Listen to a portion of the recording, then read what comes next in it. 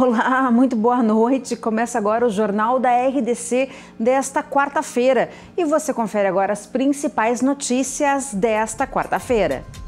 No Dia do Trabalhador, folga, descanso e protesto contra o arroxo salarial e a reforma da Previdência. Especialista revela as profissões do futuro na sociedade superconectada.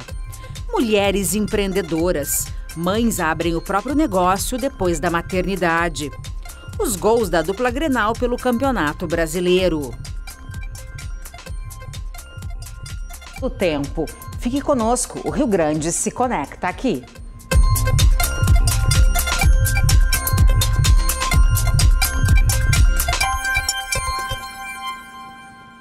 A gente começa o Jornal da RDC fazendo uma provocação.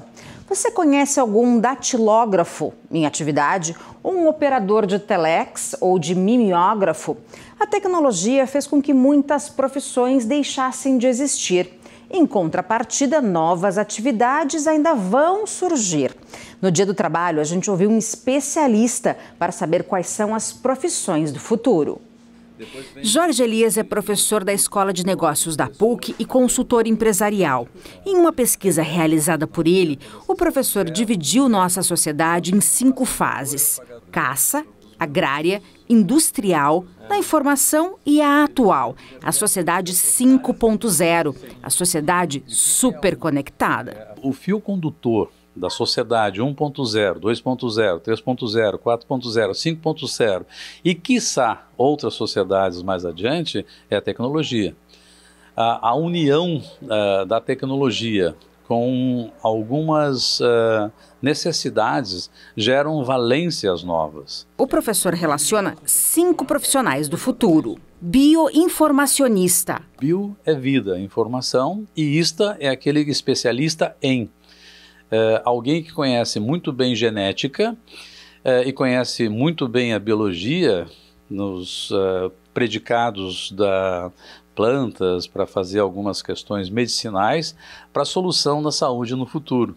Piloto de drone. Qual é a habilidade que o piloto de drone tem que ter? Ele precisa ser um especialista em videogame. Tá? Então, porque ele está pilotando o drone da Terra e ele não está vendo que é um equipamento com uma dimensão lá de alguns metros de raio e a 80, 100 metros ele não consegue mais enxergar. Conselheiro de aposentadoria. Na verdade, esse conselheiro de aposentadoria, que modernamente se fala em coach ou mentoring, né, é alguém que vai orientar uma pessoa para uma segunda carreira. Vamos imaginar que eu, por exemplo, sou administrador de empresas, já estou com meus 64 anos, eu costumo comentar para as pessoas, eu estou velho, mas não envelheci. Por quê? O que tem embaixo dos meus cabelos é tecnologia, não é equipamentos, máquinas, prédios ou instalações, é conhecimento, isto é tecnologia. Agricultura marinha. Aquela sociedade agrária lá de 13 mil anos atrás, nós temos uma reinvenção na atualidade, por exemplo, para a criação de salmão em cativeiro, que é uma agricultura marinha.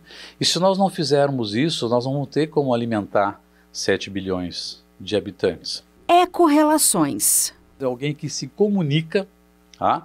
Assim como eu estou olhando para ti, tentando imaginar, ele vai se comunicar com a sociedade, com pessoas, com governos. E a percepção, o sentimento, a emoção, isso o robô ainda não tem. Agora, conhecimento e habilidade, isso hoje em dia, a robótica, os sistemas informáticos já estão aí para fazer isso. Agora, o profissional de ecorrelações é que funde o conhecimento, a habilidade e as atitudes com o resultado. Para muitas pessoas, a oportunidade de conseguir uma fonte de renda está mais perto do que se imagina. Abrir o próprio negócio é uma realidade, em especial para as mulheres que aproveitam a maternidade para empreender. A Candice teve a primeira filha em 2011. Ela não queria parar de trabalhar por conta da maternidade. mas ao mesmo tempo também não queria perder o contato com o mundo infantil fora de casa. Assim, surgiu esta loja, onde o espaço é totalmente voltado para os pequenos se sentirem à vontade. Lugares e brinquedos para se divertir não faltam. Nem o provador, totalmente colorido, escapa da proposta. A intenção é que a criança que vem aqui com o pai ou a mãe fuja do estereótipo de não querer experimentar novas roupas. Bem pelo contrário. Eu, como mãe, percebi que outras mães já faziam isso aí de uma outra forma. Quando eu trabalhava com a roupa feminina, as mães que trabalhavam comigo já eram mães e produziam todos os tipos de roupa. Então, para mim foi só um pulo e a conexão mais forte foi quando elas perceberam que elas estavam criando roupas de criança, que até então elas estavam acostumadas a trabalhar com adulto e viram aquela peça de uma forma diferente. Além das peças serem produzidas por outras mães, nenhum material é jogado fora. Este blusão, por exemplo, reaproveita o tecido desta calça aqui, o que torna o negócio, além de criativo, totalmente sustentável. A Candice não é a única mãe que resolveu ter um negócio próprio. No Brasil, as mulheres respondem por 34% dos mais de 27 milhões de donos de negócios. Os dados de 2018 do Sebrae ainda mostram que o país tem a 7ª maior proporção de pessoas do sexo feminino no empreendedorismo entre 49 nações no mundo. E dicas não faltam, seja de uma loja virtual de roupas para bebês, até venda de fraldas e spa para gestantes. Investir também foi a ideia da Natasha. Psicóloga de formação, ela ainda atua na área, mas dedica a maior parte do tempo a este eco-brechó. A ideia é fazer trocas de roupas que praticamente não foram usadas, já que muitas vezes as mães compram uma peça ou um calçado que só são utilizados uma única vez.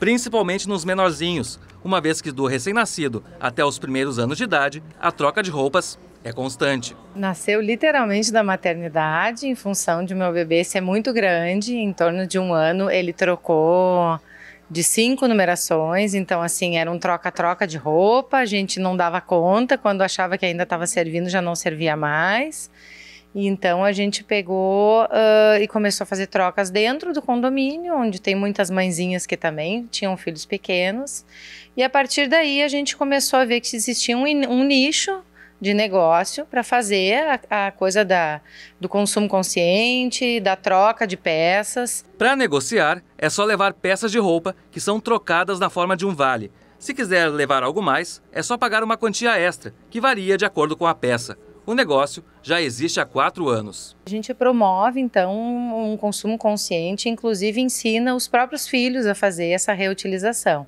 Então, tem muitas mães que trazem suas crianças já um pouco maiores e elas negociam com a gente, trazem suas peças, seus brinquedos e aquele valorzinho vai para elas comprarem outros brinquedos e assim a gente também vai fazendo uma educação sobre o consumo consciente e a reutilização. Para a Andréia, este brechó diferenciado foi uma salvação. Quando ela chegou do Rio de Janeiro com a filha, o marido estava desempregado e ela sem ter como gastar em roupas novas. Ainda mais para o frio, já que a mudança de clima foi total. Por isso, é uma cliente regular há tanto tempo. Rio de Janeiro não tem inverno, como todo mundo sabe, é verão 365 do dia.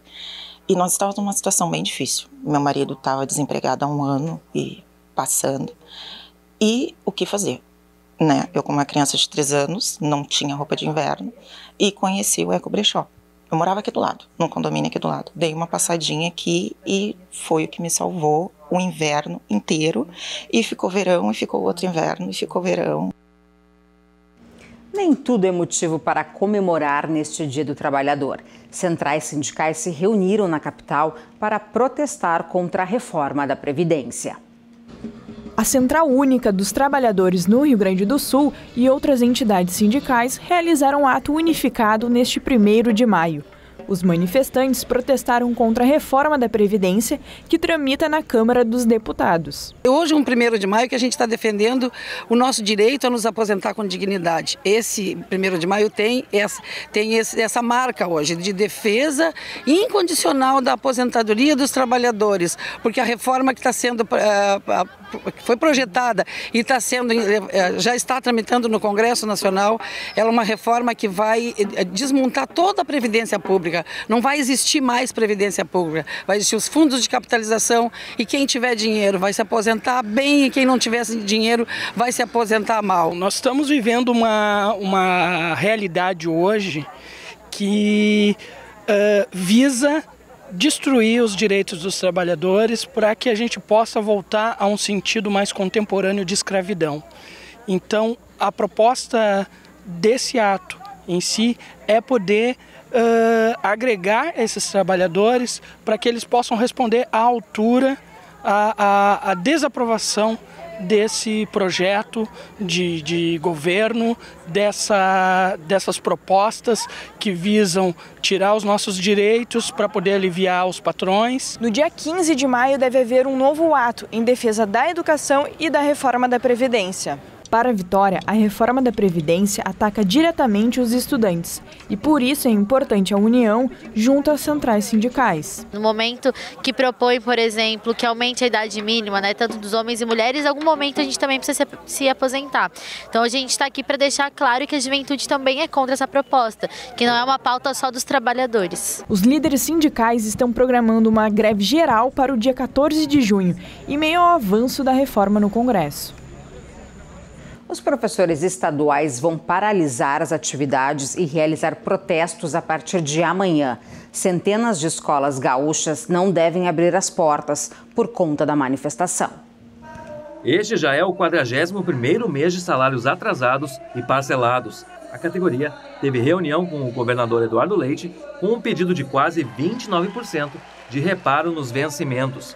Por enquanto, ainda não há uma resposta concreta, apenas que este valor, no momento, é inviável. Entendemos que essa é a primeira que vai inaugurar uma rodada de negociações. E nós também dissemos que negociação é negociação e esses 28,78 não é um aumento salarial, é apenas a reposição da inflação desde novembro de 2014.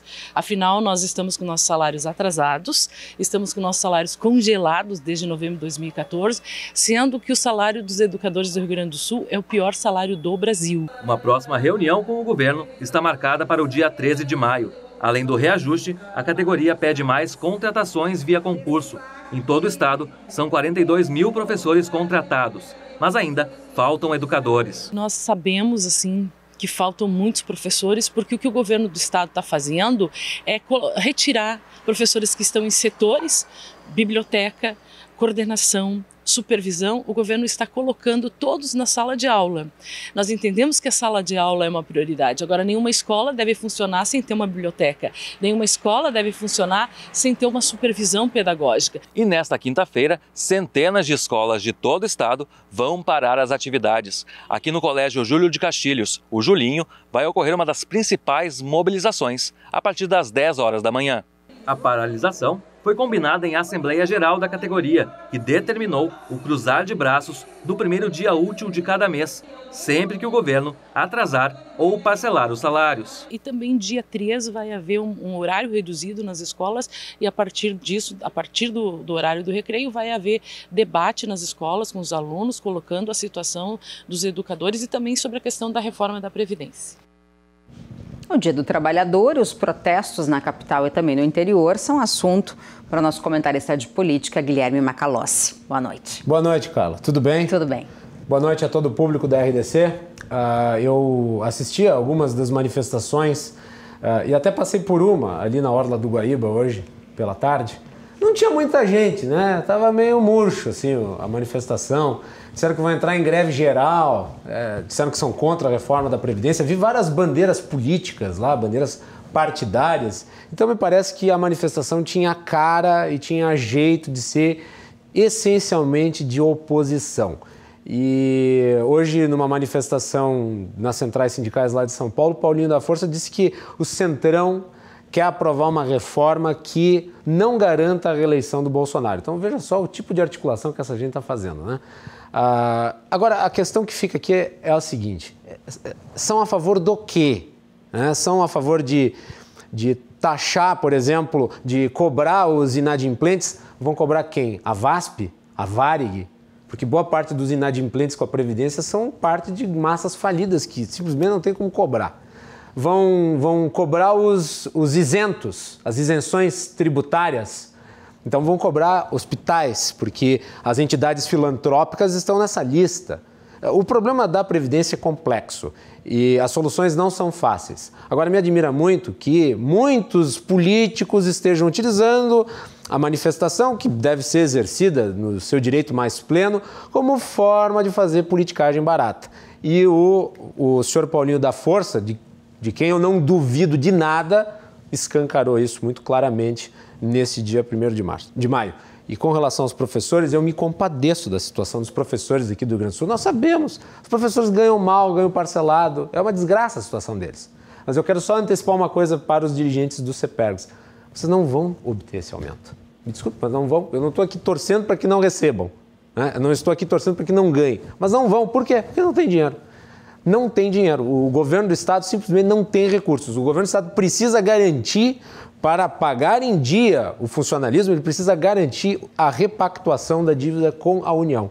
Sem isso, não há como conseguir pagar em dia nem mesmo os vencimentos da folha dos funcionários que prestam serviço para o Estado. Daí incluso os professores e os policiais. Macalossi, e a reforma trabalhista? O assunto do Cruzando hoje mudou bastante coisa para as pessoas. Mudou, eu chamo de mini reforma trabalhista, eu não considero que tenha sido uma revolução no campo das relações de trabalho, mas nós vamos discutir o assunto aprofundadamente na edição de hoje do Cruzando as Conversas, a partir das 22h30. Faz 2 anos que a reforma se deu e nós vamos falar um pouco sobre o resultado efetivo dela na economia do país. Ao vivo. Ao vivo. Tá certo. Bem? Obrigada. Obrigado, Carla. Até amanhã. Até amanhã. Tá certo. Boa noite. Boa noite. Uma pessoa morreu nesta madrugada num acidente na BR-285, em Lagoa Vermelha. O acidente ocorreu na altura do quilômetro 184, entre um automóvel Gol com placas de Ibiaçá e um caminhão. Os 2 veículos bateram de frente. O motorista do carro, um homem de 22 anos, morreu no local. Outras 2 pessoas de 19 e 29 anos foram levadas ao hospital com lesões graves. Já o motorista do caminhão não ficou ferido. Os bombeiros e o SAMU prestaram socorro às vítimas envolvidas no acidente. Coisa feia. Celebrado aqui na capital nesta terça-feira o aniversário de 50 anos do Centro de Integração Empresa-Escola. As instituições parceiras, alunos e a diretoria participaram da comemoração de meio século do CIEE. 50 anos de história e mais de 235 mil estudantes atendidos. Foram quase 2 milhões de estágios em todo o estado. E atualmente o CIEE auxilia 46 mil jovens na iniciação ao mercado de trabalho. São 2 programas, um de aprendiz e outro de estagiários. E é uma missão realmente importante que nós temos com a sociedade. Eu acredito que os que iniciaram o CIE não imaginavam que nós íamos nos tornar tão grandes e tão útil à sociedade. Eu acho que isso aí é muito importante. E para comemorar, a festa ainda contou com a apresentação da Orquestra do Jovem do Rio Grande do Sul.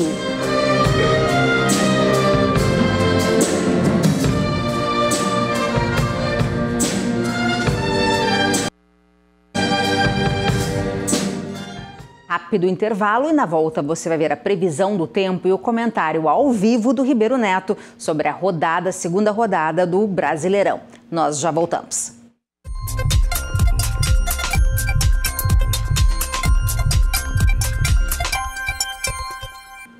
Quarta-feira com cara de final de semana, coisa bom, feriadinho, né? Assim foi o 1º de maio aqui em Porto Alegre. Parecia um dia típico de domingo, com muito sol e calor, mas era quarta-feira, 1º de maio, Dia do Trabalhador. E aqui na capital, o pessoal aproveitou a folga no meio da semana e o tempo bom para curtir o dia ao ar livre. Audrey juntou a família para um passeio na Orla do Guaíba. Tá eu e a minha família aqui, a gente está aproveitando o feriado na Orla, que está muito bonita, cada vez mais bonita, né? E a gente está aproveitando esse solzinho gostoso aí, a gente fez um piquenique ali com meus guris. Estão tudo aí andando de bicicleta, minha sogra também está aproveitando.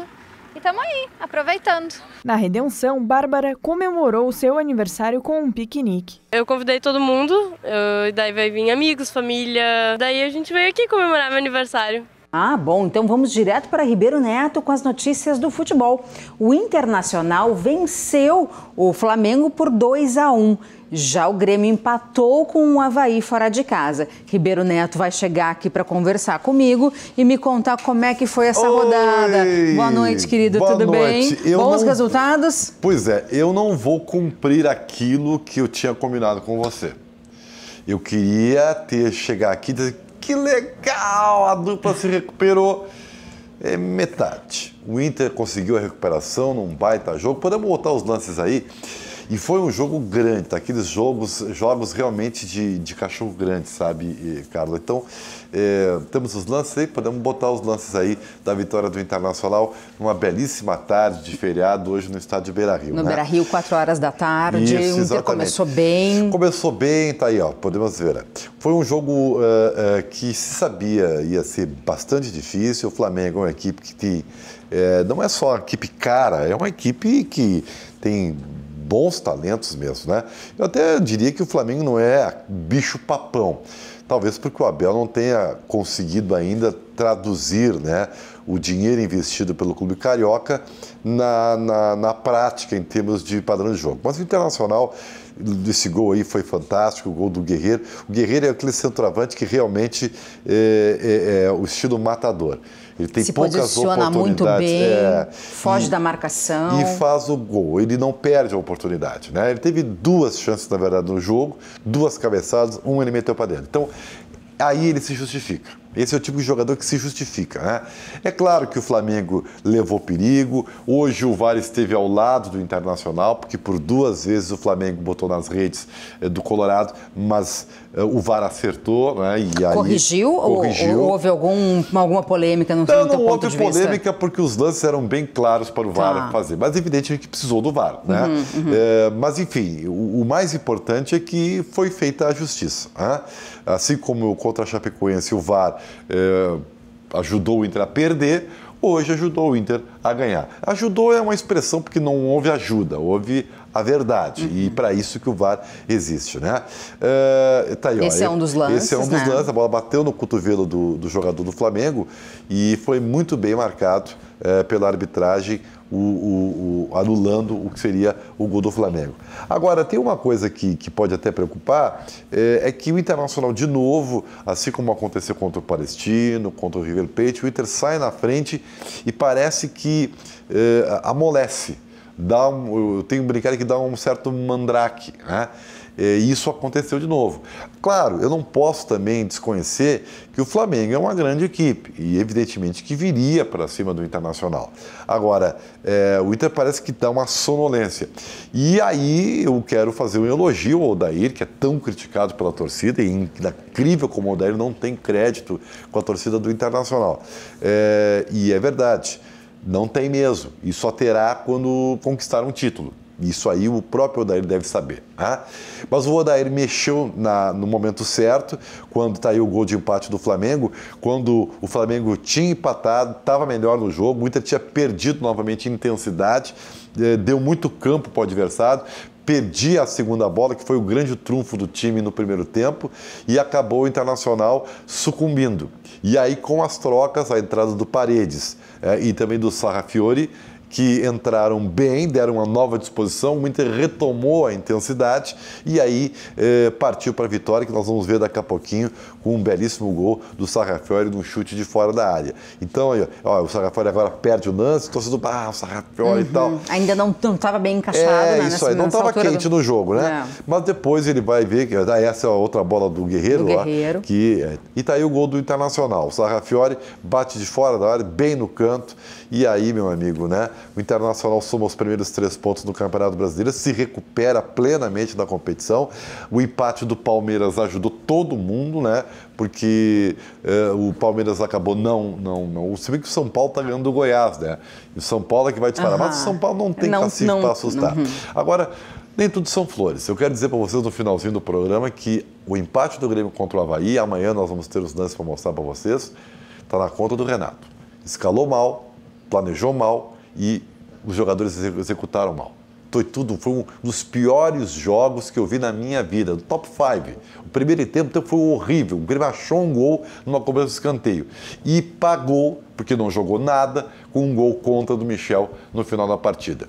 Culpa de quem? Do seu treinador, que manda sozinho no Grêmio, escalou uma equipe que não foi a principal, não sei porquê, porque vai ter que poupar contra o Fluminense antes da Católica, e aí um teimoso do Renato, que pode ser elogiado, porque é vencedor, é estátua, é tudo mais. Os elogios para o Renato são merecidos, mas quando ele erra, ele tem que ser criticado. E, como falo as verdades, Renato, esse empate está na tua conta. O Grêmio jogou mal, porque foi mal escalado e foi mal projetado por você. Até porque o Avaí passa longe de ser um grande. O Avaí chora de ruim, e o Grêmio, ao contrário do discurso, está dando ao brasileiro, mais uma vez, pelo terceiro ano seguido, né, um status de competição menor. Obrigada. Depois vão querer recuperar, aí não dá mais. Obrigada por estar ao vivo aqui com a gente. Legal, hoje foi um dia do trabalho intenso, não? Trabalhamos bastante, eu pelo menos estou bem feliz.